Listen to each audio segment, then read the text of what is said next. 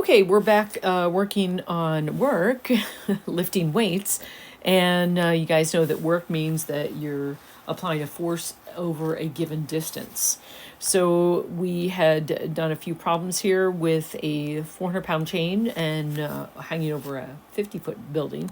Now we're going to deal with the metric system. That was the imperial system of feet and pounds. And now we're going to look at a problem where we're using a rope, but we're dealing with kilograms. And so what happens in this section is that instead of pounds, or pounds as a force, we need newtons. We're going to be looking at finding the mass in kilograms times gravity, which is 9.8 meters per second squared.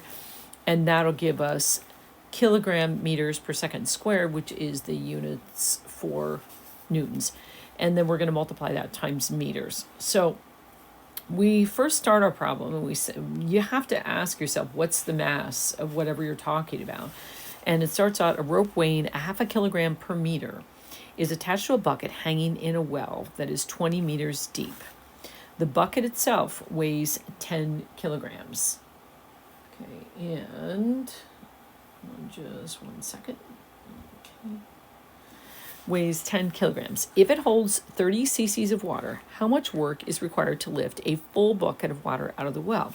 So you start off, you have to say, okay, well, this is a different kind of force. So I've got to use force times distance, but it's mass times gravity times the distance. And we already talked about the units. So we're still going to have the work done total is going to be the work on the rope, the work plus the work on the bucket, which is constant, and plus the work on the water, which is constant because the amount of water is not going to change in the bucket. Okay, but we have a couple things that we have to think about. For instance, that if we're talking about the weight of the water and that of the rope itself, we're not talking in pounds, so we have to look at the mass. So the first thing is that we need mass in kilograms. The mass of the rope is 1/2 kilogram per meter. And then we're going to multiply it by x sub I meter. If you look at however far down you are on the rope, say you're right there, then that little piece is going to have, that little piece of rope is going to have a mass of 1/2 kilogram per meter times x meters. And then that'll give us the mass, and that'll be in kilograms. So 1/2 x kilograms. Right. And that. Okay, and then, so the next thing we have to look at is, well, we have some water there, right? Or the force on the rope we'll look at. So the force on the rope is going to be 1/2 x kilograms, and then we have to multiply that times 9.8 meters per second squared. It's going to be 4.9 x newtons then. So now we have our force on the rope. Okay, and the other thing I have is the bucket, which is 10 kilograms. 10 kilograms. And then the water, so I have the mass for the bucket. I have centimeters cubed. Now, if you know that 1,000 centimeters cubed is going to be equal to, if we have 30,000 centimeters cubed, you may know that that's going to be equal to 30 kilograms. You may not know that though. So what we would do, since we need meters cubed, because we're told that the density of water is 1,000 kilograms per meters cubed. So notice what I did here.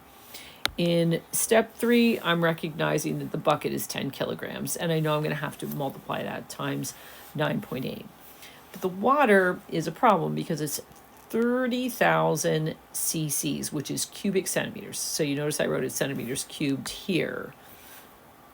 So I've got it centimeters cubed right here. So then I need meters cubed. So what I do is I take and I multiply 30,000 centimeters cubed by 1 meter over 100 centimeters, because they're equivalent. And I'm going to cube that because I need centimeters cubes to cancel. And so then I end up getting 30,000 times 1 meter cubed over 1 million centimeters cubed. And notice I just go across and I start canceling the zeros on 30,000 and on 1 million. So I end up with 3 over 100 meters cubes, or 0.03 meters cubed, right? So you're thinking, well, what in the world are we going to do with that, right? Well, step 5 is we're going to change water to kilograms by taking that quotient that we have, 10,000 kilograms per meter cubed, and we're going to multiply that times 0.03 meters cubed to get the kilograms that we have in 30,000 cc's. Okay, so a little bit of work ahead of time to just get the right units here that I need to work with. You need to find the mass in kilograms for all of the things that we're going to do work on: the rope, the bucket, and the water. Okay, so we've got everything kind of laid out. Now, so the next part is we're going to say, okay, well, the rope is variable, so I'm going to need to set up an integral. So I have the force, and I'm going to push it over the little delta x subinterval, right? So I'm looking at my subinterval here, and I'm going to push 1/2 x times 9.8, that'll be the force, over that distance. And I'm going to do that from 0 to 20 meters. Okay, so 0 at the top and 20 meters on the bottom. Okay, then that takes care of the work on the rope, which is variable. Then I have the work on the bucket, and that's just 10 kilograms times 9.8 meters per second squared, as your newtons, and then times 20 minus 0 meters, the whole enchilada. Then for the water, that's going to be constant also because it's not changing. So it's 30 kilograms then, which we derived, the 30 kilograms here. And then we multiply that by 9.8 meters per second squared, and then 20 times 20. And there we have it. So now that's really the toughest part of these problems, setting up the integrals and how we're going to do that. So we simplify, take the antiderivative.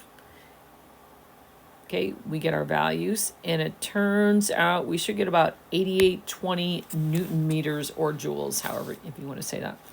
Okay, and there is the answer to that one. Now that's the whole, we're taking the whole rope, the bucket, and the water, all full, pulling them up. Okay, now, what if the bucket is only half full? Now things aren't really going to change too much here if you're required to lift the whole thing out, because you can kind of say, well, the only thing that's going to change is the amount of kilograms of water, because the bucket's going to weigh the same and you still have the same rope, right? So that's exactly, if you were thinking that, that's exactly what you do.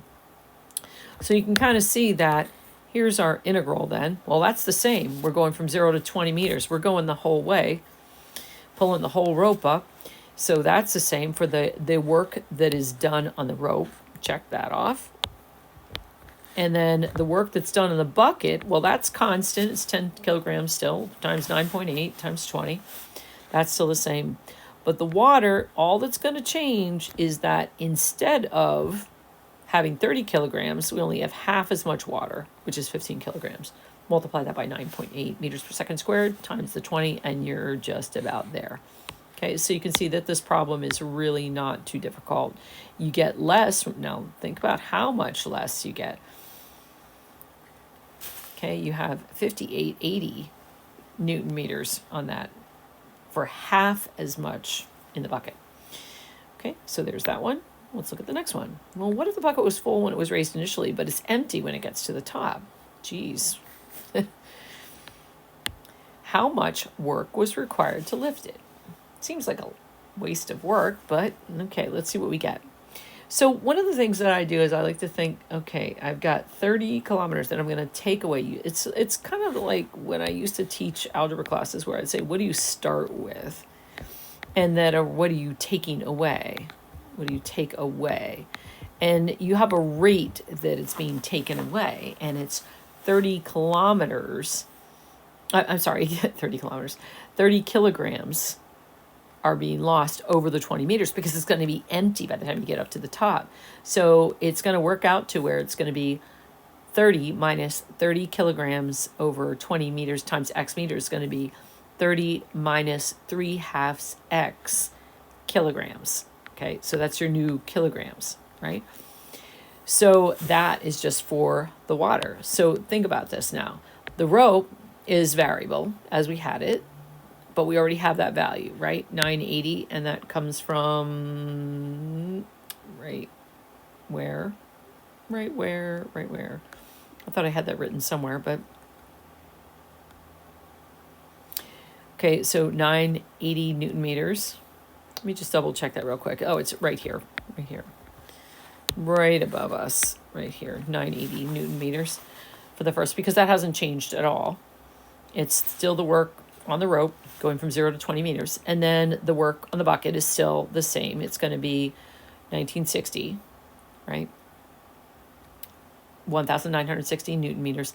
The only thing that's going to change is that here you're having this integral of your force times distance, where your force is going to be 30 minus 3/2 x in kilograms. Oh, I think I might, yeah, over here.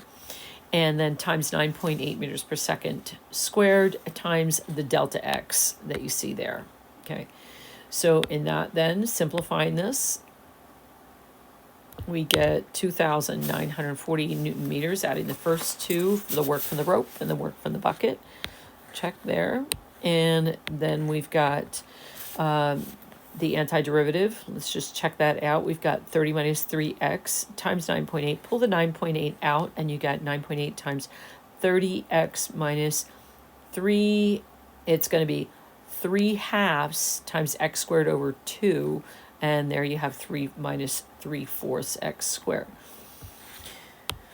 Okay, and then after that, calculating that out, we have 9.8 times 30 times 20 minus 3/4 times 20 squared. Everything looks all right here, and there, it's okay. And then after that, we go down to our final answer here that you have. And we get 5,880 Newton meters. So now, keep in mind what we just did here. It seems like a waste of work, right? Now, look at how much work we did. And the water was leaking out as compared with how much work here. I have to ask you to question these, because it looks like the bucket's only half full, right? And we get the same number here. But I wonder why those are similar. Maybe you should think about that. Okay, why they are the same, not similar. Okay, let's go on to the next one, and then if we have time for questions in class, then we'll do that. If the bucket was full when it was raised initially, but is half full when it gets to the top, how much work was required to lift it out? So off to the side, you can see from 3A, I still have that rope, the work from the rope, plus the work from the bucket, right? And plus the work from the water. So the water I can get from 3A. I can start with 30 kilograms, and it leaks and it takes away half in 20 meters, right? So the leak rate is 15 kilograms over the 20 meters, which is then 3 over 4 kilograms per meter. So I'm going to take that away, where you start with 30 kilograms, and then what you're going to take away is 3/4 x, the depth that you go, or not the depth, but the distance you go, that you're going to pull up. Okay, so no matter where you are with that x value, the kilogram will be 30. The kilograms will be 30 minus 3/4 x that you're going to be working on. Okay. All right. So looking at that relationship, then we set up the variable rope work is going to be 980 Newton meters. And then the work on the bucket is going to be 1960. And these are coming, the work on the water then is coming from 3A, but here's 3A here. So all that's coming right from there, because we're going from 0 to 20. So 980 plus 1960. And then we go from 0 to 20 all the way. But we've got this water leaking out, but it's only leaking out half. Somebody really should fix that bucket, right? So there's our problem. And again, it's that kind of setup here. So if we need to, we can go back and look at this problem here. This is what I'm talking about up top, that it's at 980 that we have here. And then the 1960 that we have here. But it's this last one that's going to change, right? Because it's our water's leaking out, but it's leaking out at a specific rate. Okay, so the work on the water We take the antiderivative of that, add the first two, the rope and the bucket, and then we just go right ahead, take the antiderivative, and simplify it at this point. I would really get in the practice of doing some of your antiderivatives and making sure that you have that in play. Sometimes I know I get out of practice a little bit and make these silly mistakes, but you guys are doing a great job, and just hang in there with it. And every chance you get, make sure that you're not just always relying on the calculator to get your antiderivatives and your final answer for work. Okay, you get, I think, 7350 Newton meters. You can check these on this. I just did these real quick tonight to make sure you had the video on them. But we'll see you in class the next day we meet, and that should be Monday. But I'll see you when I see you. Have a great day. This is Alanator out.